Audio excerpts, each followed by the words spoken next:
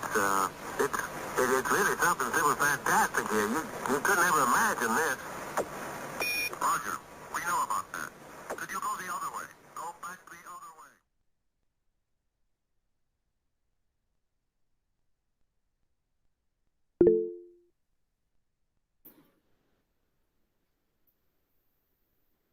Hello, everyone, and welcome to the Global Space Summit.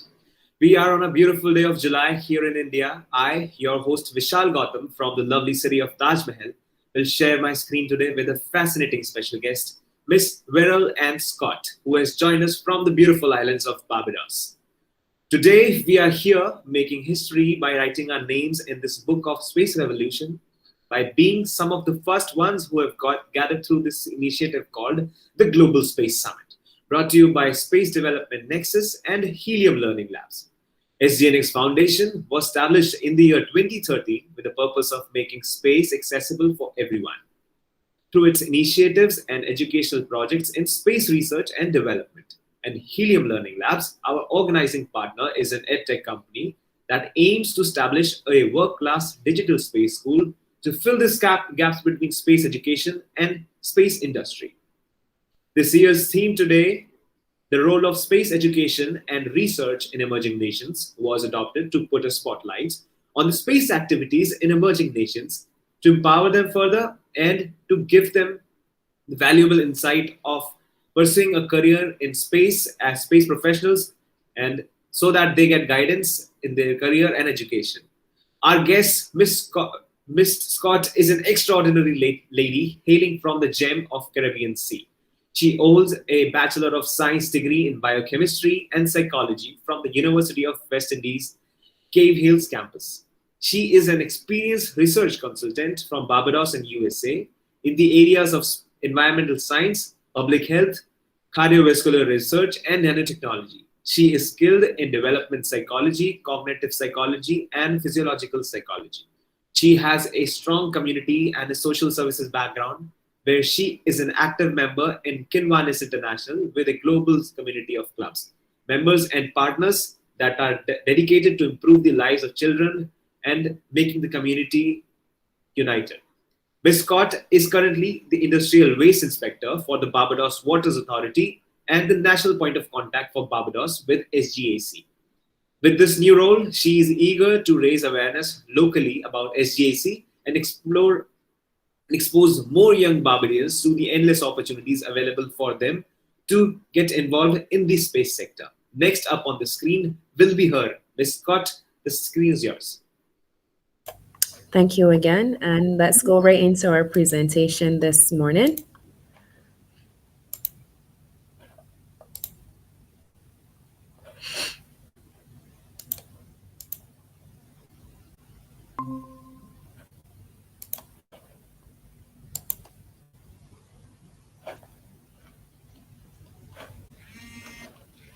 Are you able to see the presentation? Yes, ma'am. Works perfect. Okay, great. Okay, at this point, I just want to say a special thank you to SDNx Foundation for this opportunity to be here for your Global Summit in collaboration with Helium Learning Labs, as well as to SJC for giving me this platform to be recognized by these organizations. So just want to say a special thank you to these organizations for having me here this morning.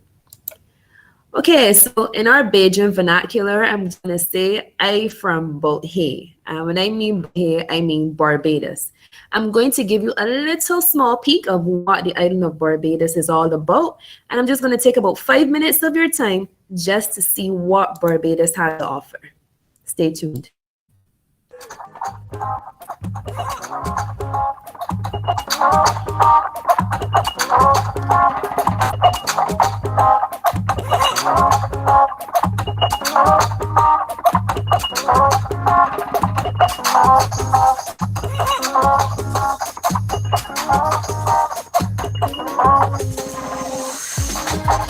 Barbados, renowned for its pristine beachfront and fantastic weather, continues to leave quite an impression on newcomers to the island and returning visitors.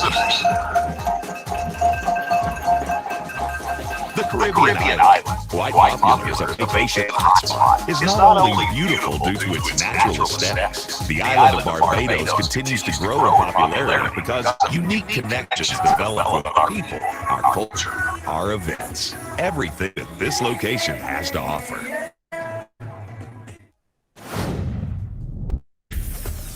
In fact, it may surprise you just how much this compact island can offer. Be prepared to find delightful experiences wherever you go.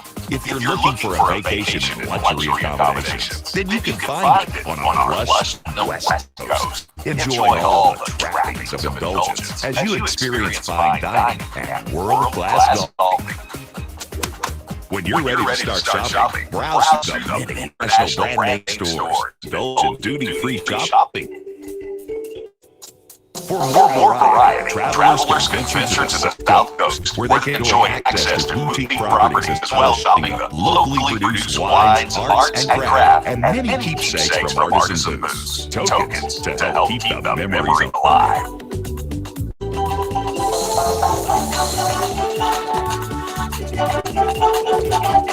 We're certain we will have plenty to tip you out to explore. Try tram tours and submarine tours. Sit back and enjoy a catamaran cruise. Immerse yourself in the friendly, welcoming personality of Barbados. And sample as many wide varieties of local cuisine that you can.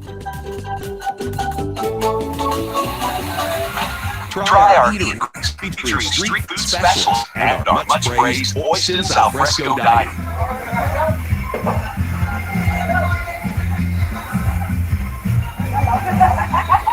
And if you want to continue your true Bajan experience, then a visit to historic Spice Town is a must on your itinerary. To mingle and be a part of the local lifestyle with authentic craft, food, and music. There's a flavor to suit every taste. After all, Barbados is the culinary capital of the Caribbean. And getting to paradise is surprisingly easy. Many major airlines can fly you to Barbados. This vacation hotspot boasts among the highest percentage of returning guests in the region. A feat to be honored and most certainly recognized.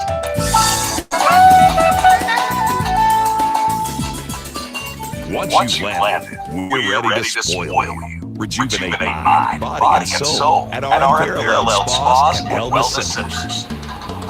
After you've rested and enjoyed your pampering, you might want to take some time to learn about the rich history and heritage of this young country, which became independent 50 years ago. When you consider the atmosphere of fun and fellowship that pervades Barbados, it won't surprise you that it's the birthplace of rum, which itself has a history saturated in swashbuckling adventure, laughing, and good stories. The culture of rum shops, which often feature a stream of clients in numbers. Some may even say as many as people attending the churches, which are often right next door.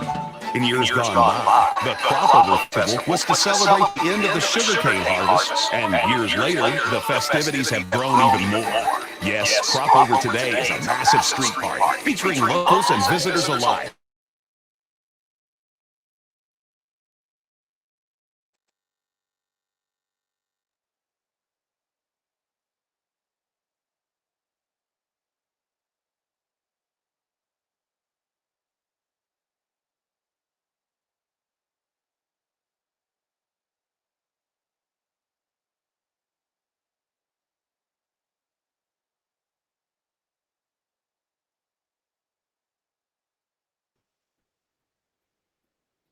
I think there is a small network issue, and I believe it is going to be resolved soon. So hold on your seats there. And if you got hungry by watching the video, I encourage you to have a 30-second break, grab something, maybe grab a snack, and come back soon.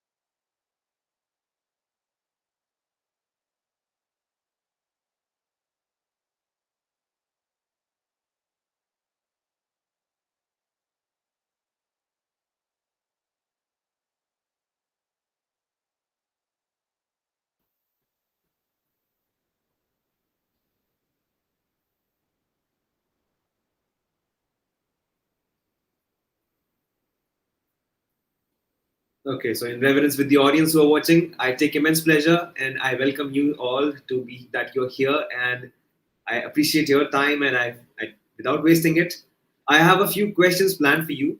Meanwhile, she's coming and getting back to us. I will ask those questions to you. So what you can do is just type out the answers there, and I will just welcome you. The first question, it is going to be a small joke, a joke or sort of.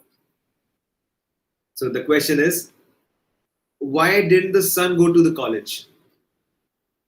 For whoever who can think of something, just put your answers down in the comments or in the chat box.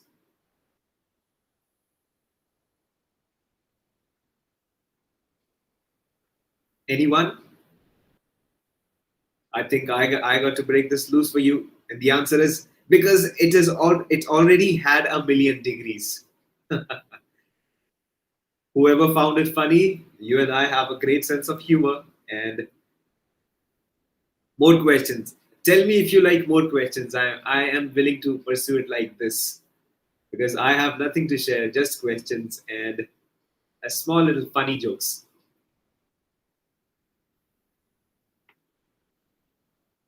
What do keyboards go? Where do keyboards go to have a dinner?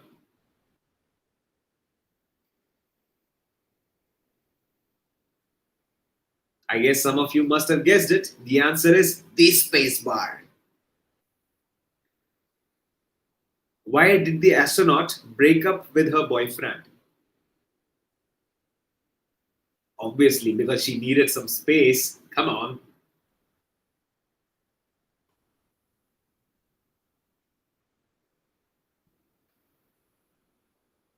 I have more questions coming. If I hope these questions do not make you sleep or go to bed, but if they do, maybe make a space pun out of it.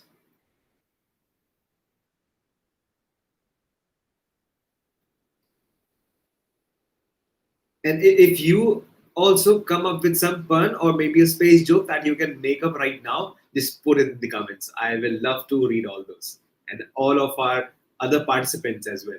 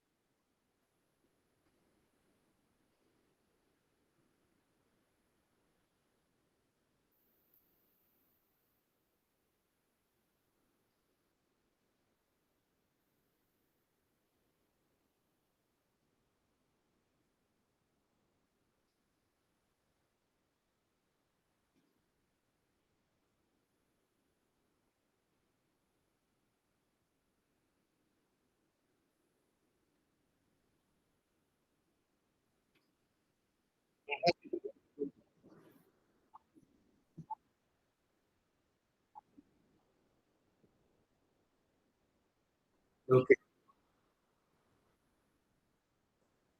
All right, sir.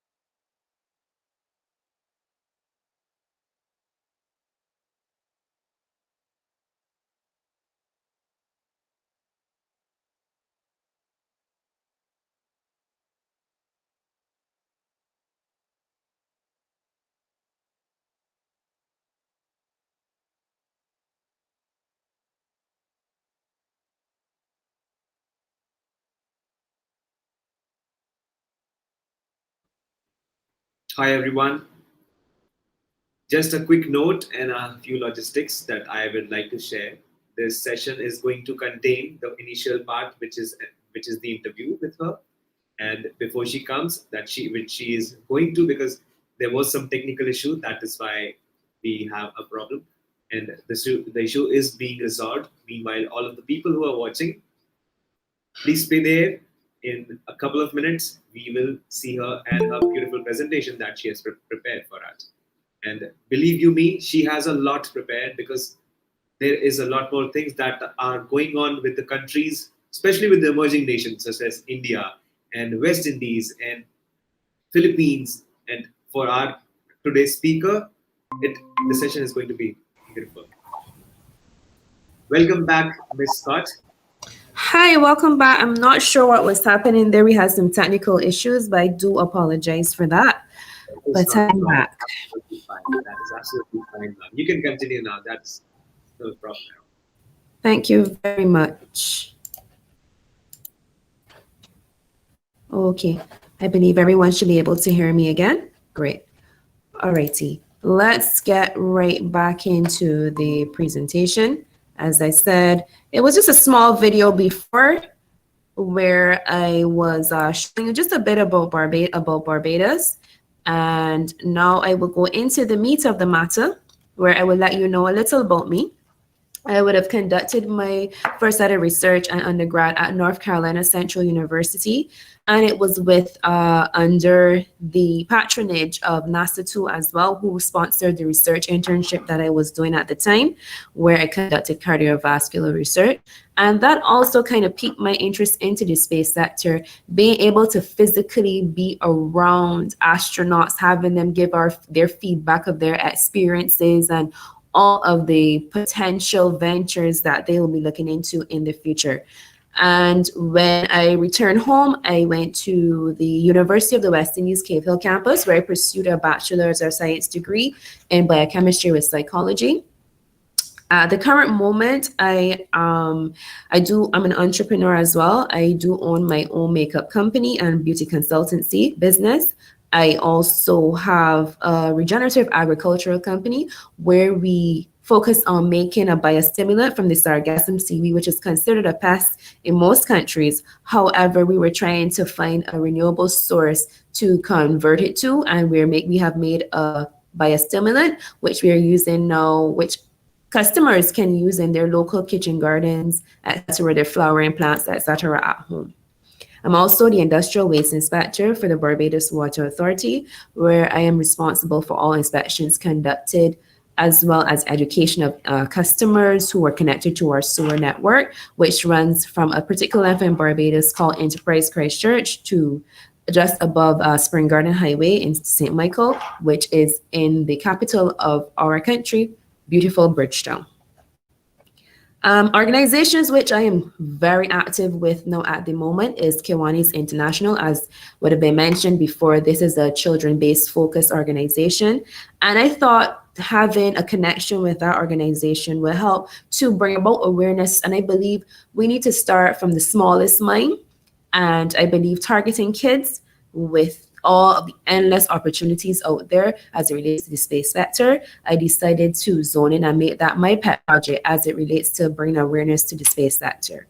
SJAC had allowed me this platform to bring about the awareness of the space sector, and I intend to work closely with all organizations who would have as stakeholders or would have an interest in promoting the space sector.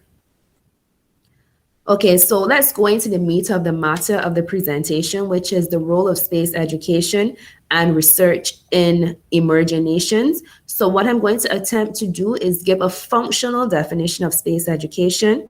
We're going to look at what is research and research as it relates to emerging nations, as well as the plans for Barbados with respect to the space sector. So basically, we look at space education. What is space education? This basically refers to the process of providing sound knowledge and understanding of space, encompassing all of the scientific disciplines that involve space exploration, as well as the study of the natural phenomena as well as physical bodies occurring in outer space, such as space medicine or even astrobiology.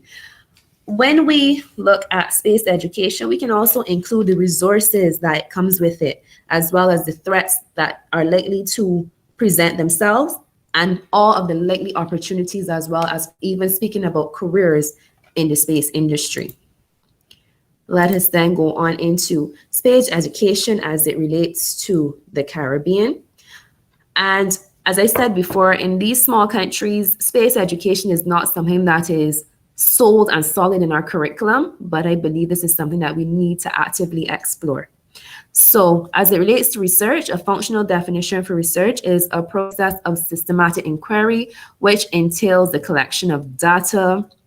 It could also mean the analysis and the interpretation of the data and the information, and, in accordance with suitable methodologies set by specific professional fields and academic disciplines.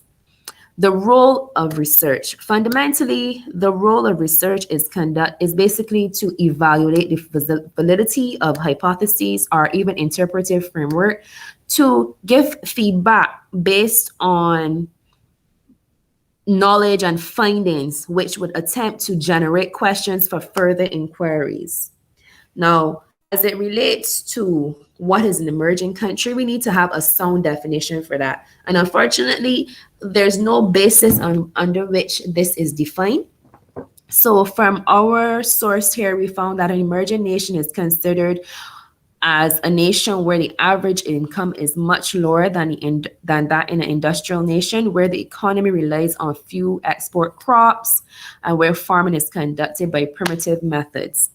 As it relates to emerging countries, a more specific definition for that is kind of hard to derive since, various factors and indicators apply when examining world economies. So the world does not have a universal interpretation of these aspects, but what I can look at in terms of my own country relates to Barbados. We're considered a middle-income country with a diversified economy that is built on tourism and offshore banking and generates one of the Caribbean's highest per capita incomes.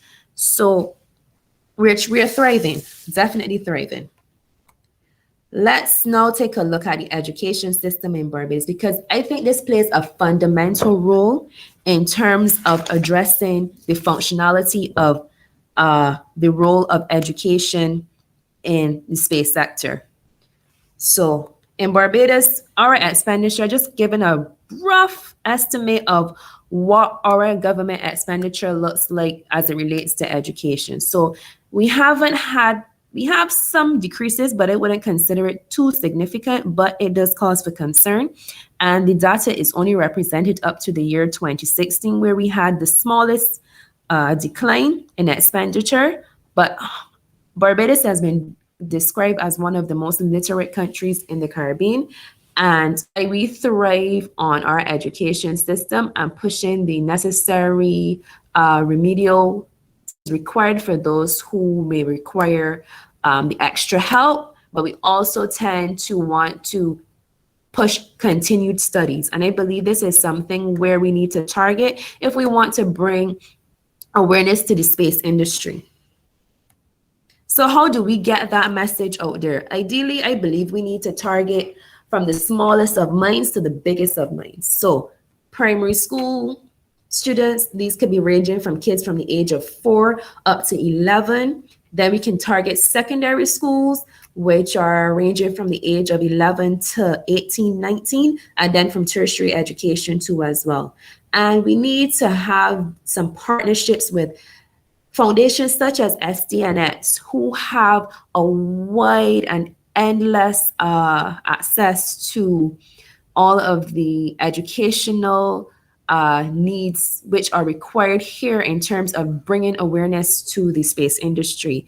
And like Helium Learning Lab, I'm very, very, very amazed at what you guys are doing with that. And I believe collaborations with organizations such as these would actually widen the horizon and actually bring about that curiosity to the minds of individuals out there, and let them know, you know what, there are endless opportunities out there in the space sector.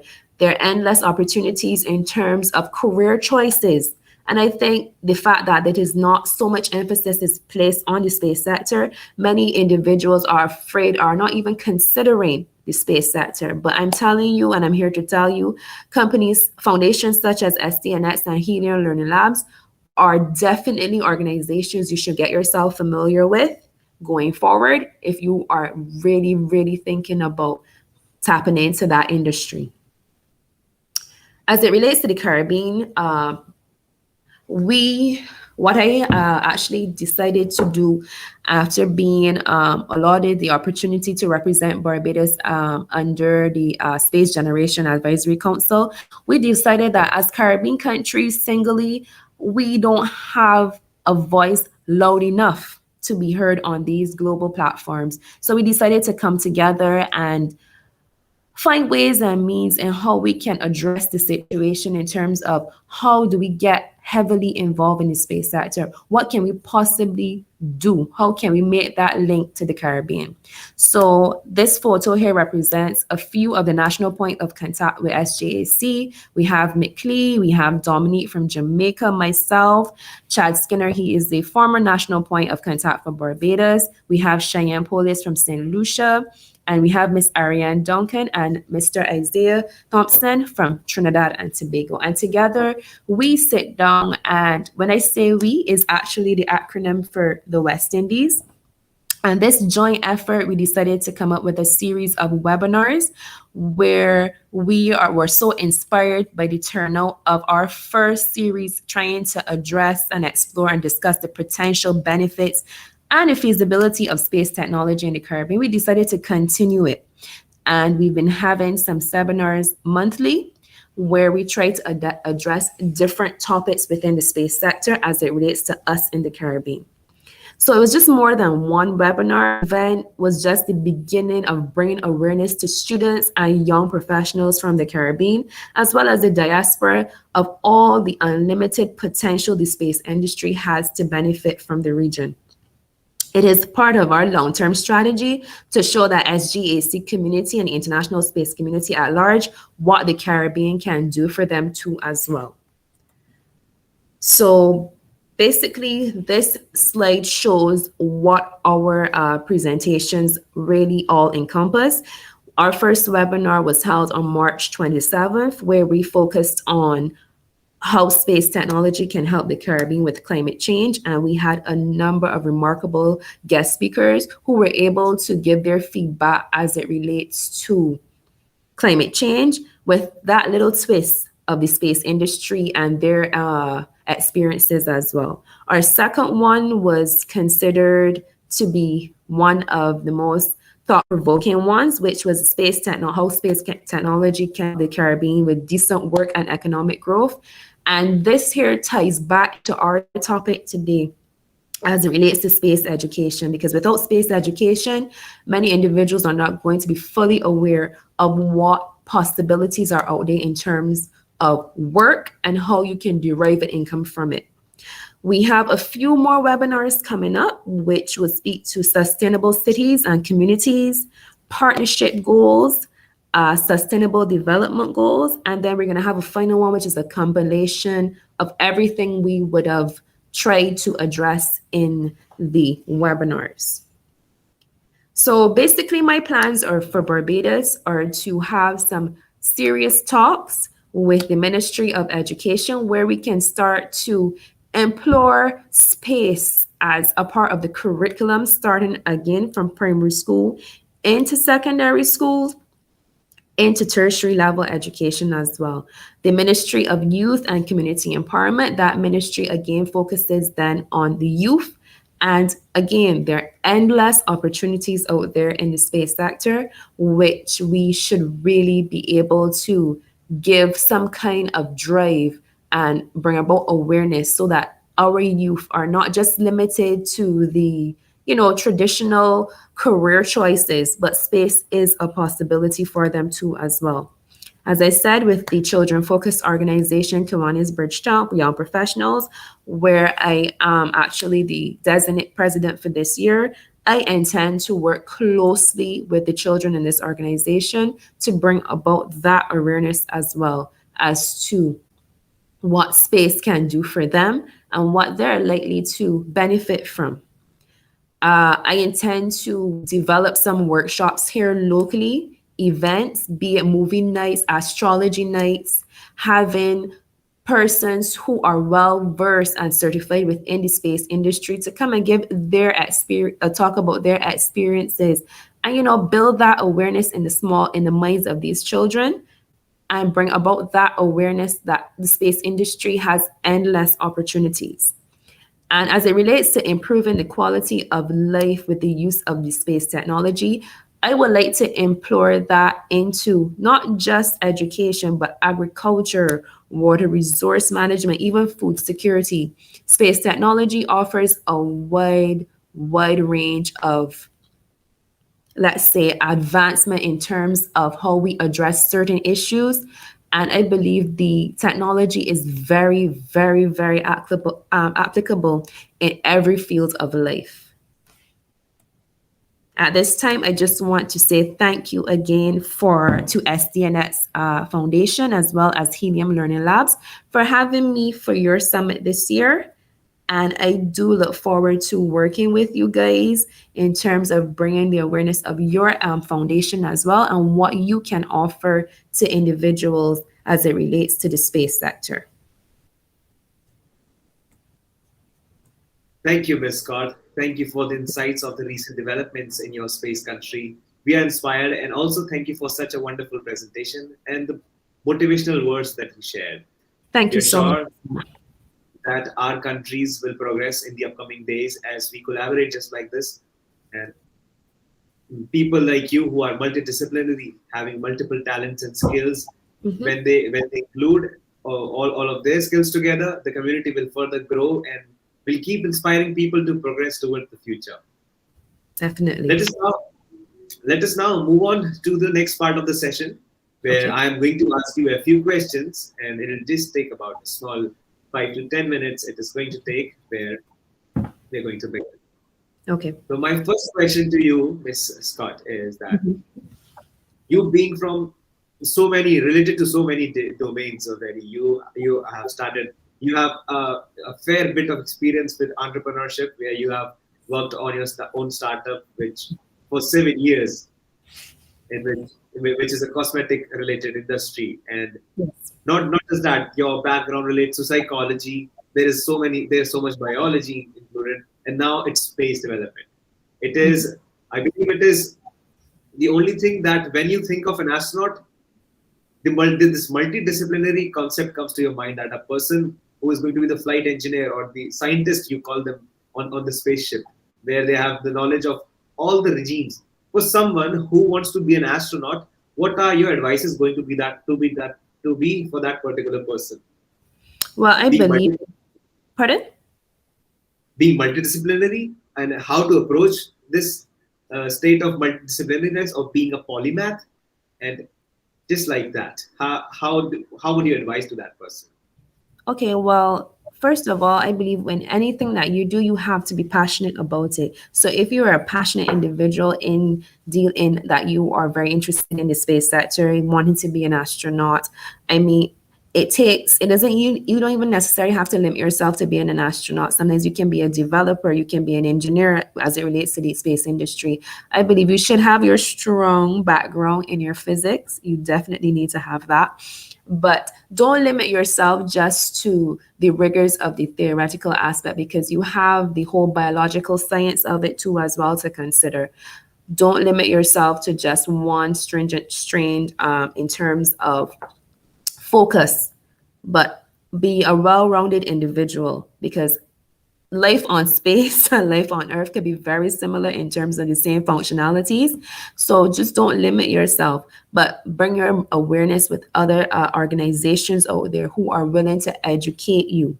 Don't be afraid to reach out to organizations who are well-versed in the space sector. As I said, Helium Learning Labs is a very, very great example of what you can shadow so that you can build that curiosity and get your answers that you would need as it relates to what you would need to know going forward if this is a career path you really want to choose.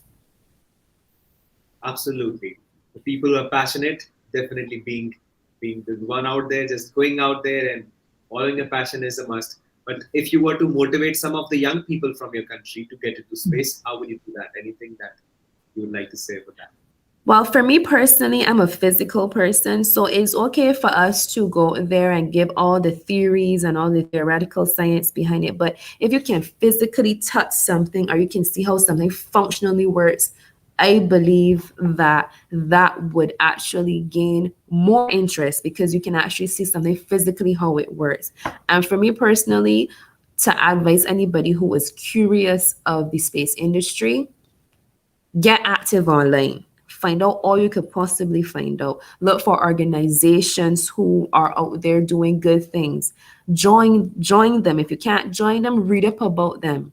Never limit yourself to what is just there physically in front of you. You need to be more proactive. Go answer questions. Look for persons. Reach out to persons on these professional platforms like LinkedIn, those who are actually active in the field. Don't just limit yourself to just doing reading. Find those ways and means of connecting with individuals who are actually active in the field as well. That is a wonderful advice, man. Thank you. I have my question to you, which is related to Barbados, which is, is there any particular benefit that Barbados has in being the upcoming contributor in the space industry? Can you repeat that again? Is there any particular benefit that Barbados has in being the upcoming contributor to the space industry? Well, I mean, Barbados has, we are a very diverse set of people coming from different educational backgrounds, and being the type of thriving country that we are, I believe Barbados has a lot to offer from its individuals there, as I said, from coming from all of these various backgrounds. Some individuals are not just limited to one professional field. Many of them are very diverse into different fields.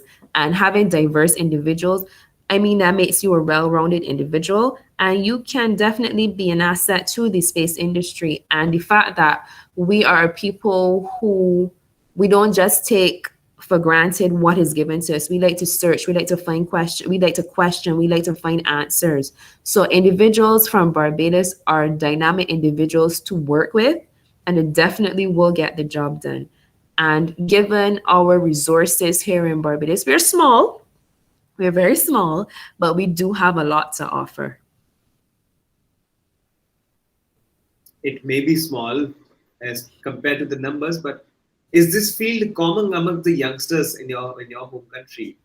Actually, no. So at this point, what I intend to do with the help of SGAC is to build that awareness, as I would have mentioned before, because this is not something that is present in our curriculum at school. So unless you are an individual who looks at astronomy and decide that when you go to university that this is something that you're going to take an elective course and just to see what it's all about. But this is not something that's offered from the primary or the secondary level. You only get this at tertiary if you're fortunate to continue your studies at that level. So for me personally, I believe that it should start from as small as kindergarten to build that awareness. So we're trying with even the SGSC team, the Caribbean team, where we are trying to develop a curriculum which we can introduce to schools in all of the Caribbean countries, where we can build that awareness from such a small age. You mentioned, and I do agree with this, that being open to learning resources such as Helium Learning Lab, SDNx, and SGAC. Definitely. It is one of the most important factors when you want to furnish and furthermore nourish your interest in this. Mm-hmm. For people who want to apply to SGAC, do you have a path how to apply? Like, you are the national point of contact for SGAC. Mm-hmm. How do you get into an organization like this? SGAC, it is not, well, as it relates to SGAC, it is not a hard process. Their website has endless updates in terms of what they're looking for. They actually tell you what type of individual they're looking for, what piques your interest. And you just log on to their website. Again, you reach out to these professionals on these professional platforms such as LinkedIn, and you can ask a question. But if you log on to their personal website, there's a tab which would speak to vacancies and opportunities. And if you click on it, there's a ton of information there giving you what your credentials should look like in terms of your academic qualifications, your experiences. And also what I find that SJAC does is it just doesn't look at your academic background, but it looks at your intent, what your intentions are, how you align yourself with their organization, because the two have to mesh. If you're not passionate about it, you're just curious, you just want to know. I mean, there's nothing wrong with looking it up, but if you have a passion for it and you align yourself with their goals and their themes, I mean, definitely apply. They're looking for individuals. They're definitely, and there are a lot of endless opportunities with SJAC, and I'm sure with other space organizations. But for me personally, with SJAC, it's not just limited to the educational, but it's also bringing you awareness to individuals who are actually active in the field, giving you their feedback and seeing how you as an individual can contribute to the organization as it relates to the experiences shared and what you can see going forward as in terms of futuristic plans. There you go. For people who want to be in SGAC, there you have the answer. Yeah, my next question to you, ma'am, is that since the space ecosystem is growing, what kind of collaborations can benefit emerging nations? Well, collaboration with countries such as India, who are well versed already in the field. I mean, China is as well. I mean, we have to have that talk. You have to have that talk if you're going to look to progress forward. So for me personally, I believe we need to build those partnerships. As again, it's all about making those connections. If you don't make those connections, you're not going to get anywhere. You're not going to find out the information that's required. So make the connections with all of those persons who are what we would call stalwarts in the space industry, and make those collaborations and see how the two can mesh and progress yourself as a nation, a country, an island, and see how you can go from there. Okay. And I have this slightly personal question to you, which is, Sure. since you began your journey into space, venturing into space industry recently, did you ever get discouraged along the way while being a part of this seemingly new industry? Actually, I wouldn't say discouraged, but there was a little bit of, curiosity in terms of hesitation as to what is it going to do for you? Like, because we are a country, and I can speak personally for Barbados, I can't speak for everybody, but for us, this is not something that is widely pushed. The awareness in Barbados, we don't have it. So it would always build doubt in an individual because we're not seeing it working for us. So until we see something working for us, then we can know, well, definitely we can try this because their chances are this can happen or the next can come out of it. But if you don't see something working for you, you will have doubt. But for me personally, I haven't had anybody who would have said to me, like, why are you going into this industry? Like, is not going to do anything for you. For me personally, I wasn't looking at it like that. Most individuals that I would have interacted were like, looking to see what are you going to do? Like, why did you choose it? Those were the questions that I had. And for me personally, I was looking at it as to not for a personal gain, but I was looking at it from my country. What can the space industry do for my country? And I know, given the pandemic, it would have brought about serious considerations in terms of food security for many countries. And I know as a small country, we have a high import bill. So I wanted to see what space industry how that can apply to us in answering questions such as food security, as well as water resource management. So what technology is out there can help us to answer these questions here in Barbados and to a wider extent the Caribbean. So again, based on our collaborative effort in the Caribbean, these are questions we are trying to answer and to apply space technology to answering these questions and assisting in improving the quality of life for us individuals in the Caribbean and to a wider extent the world. One question that I have that you pointed out just now, which is, what inspired you to get into space originally? As a child, I honestly used to do a lot of stargazing, but it was, again, that was nothing that was really pushed here in the Caribbean. Like, you can be an astronaut, you can go to space. Like, that's not a conversation we would really have here in the Caribbean. However, my exposure in North Carolina, that gave me the real push to think, oh, whoa, this is really something. This is actually happening, because I was able to speak to astronauts who actually been to space, persons who work at the launch pads. They actually come and they give their feedback. So it's different where you can have an individual who is in the field to come and you see and talk to them.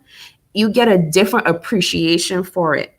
So being a part of that in North Carolina, it kind of spoke something in me.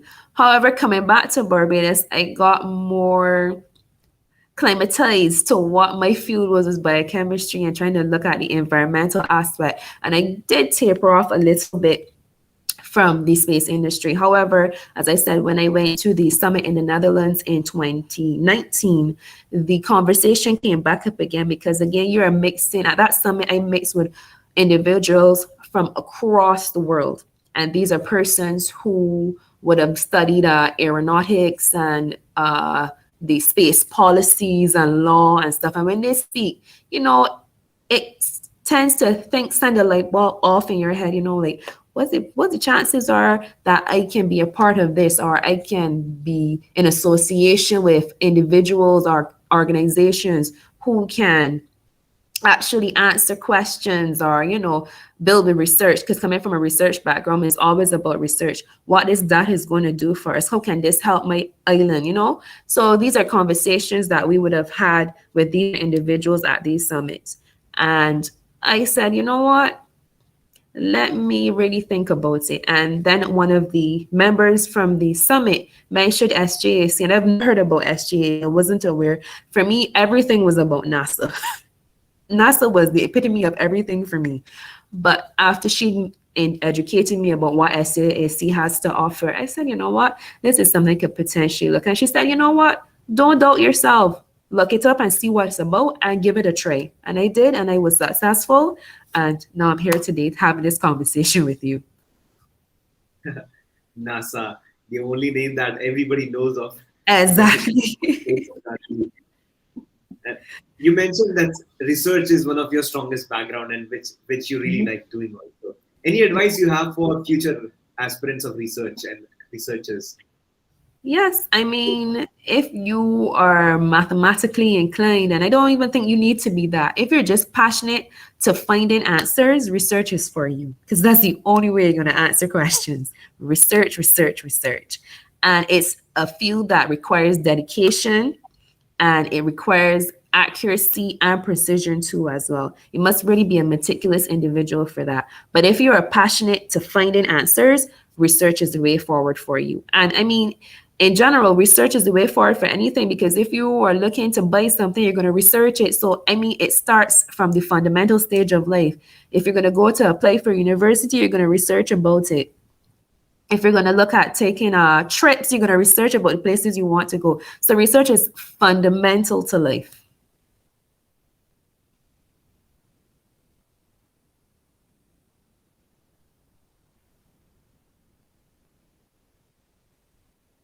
Yes, indeed.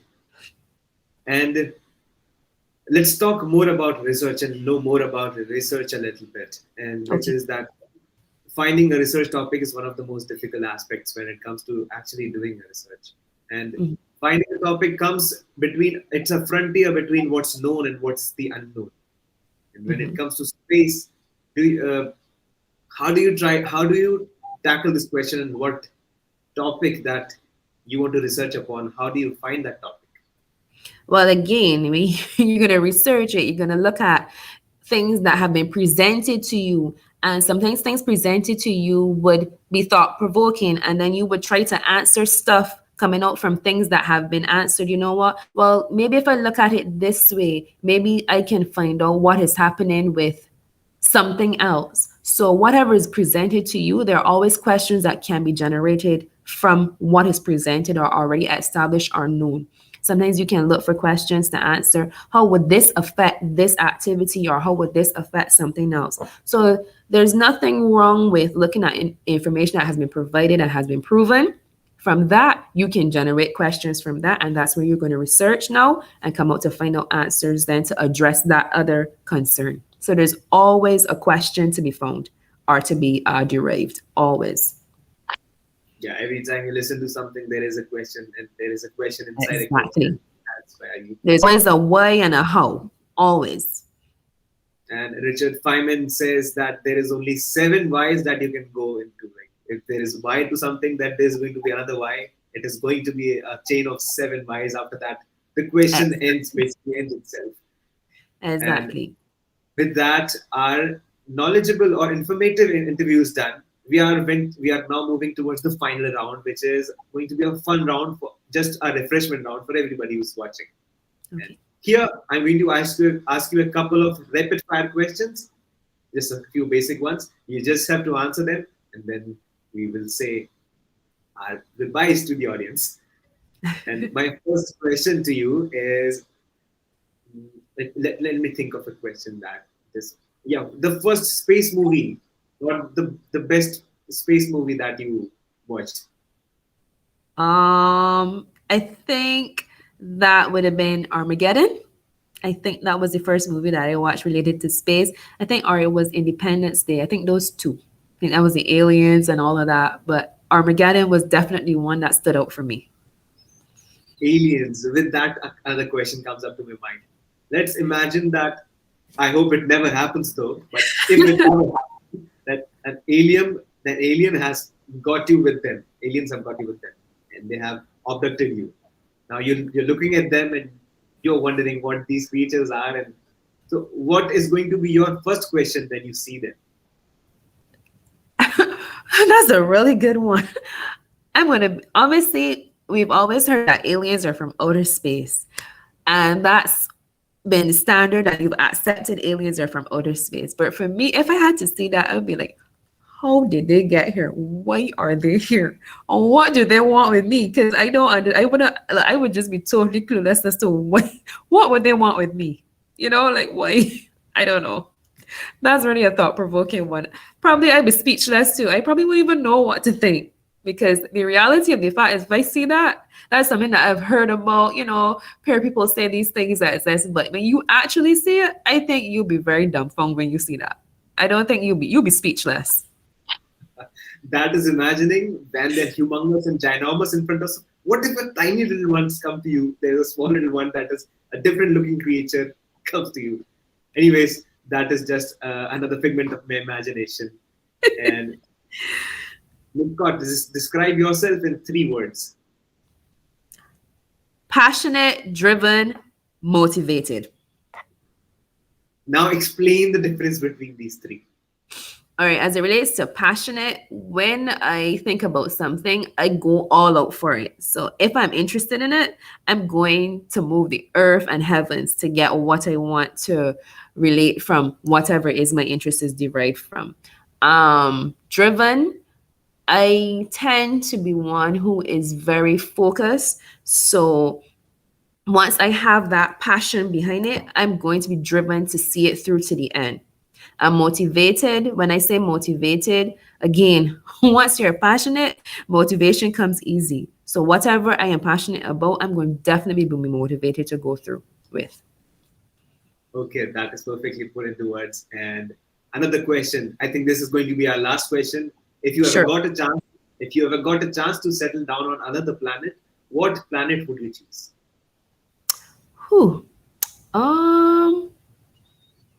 I think I would go with Venus.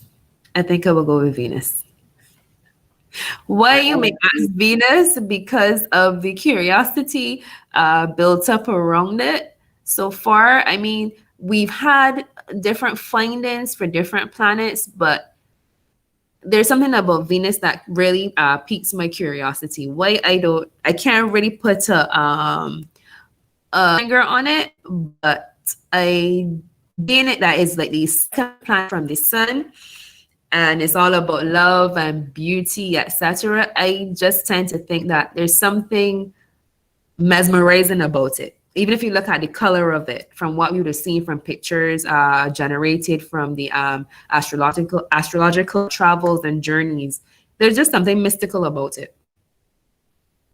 And that was a very positive note, and I think it is going to be the perfect way to end this whole session. And Venus is indeed one of the most beautiful planet that we have in our solar system.